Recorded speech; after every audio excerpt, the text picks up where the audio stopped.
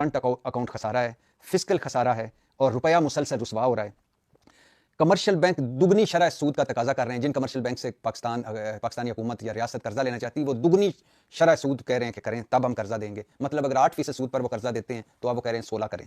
अच्छा, अगले 3 माह में कर्जा वापस करने का, अब ये गौर सुनिए, अगले 3 माह में कर्जा वापस करने के लिए 8.3 अरब दरकार हैं। $8.25 अरब चाहिए अगले 3 महीने के लिए जो हमने कर्जे वापस करने हैं। अगले 1 साल में कर्जे वापस करने के लिए, कर्जों की किस्त वापस करने के लिए हमें $21 अरब चाहिए और अगले 3 साल में $75 अरब चाहिए। जबकि हमारे पास इस वक्त ज़र मुबादला $4.5 अरब है और वो भी हमारा अपना नहीं है, सऊदी अरब का है, यूएई का है, चीन का है। मतलब $4.5 अरब इस वक्त हमारे स्टेट बैंक में पड़ा हुआ है, मांगे तांगे का, हमारा नहीं है।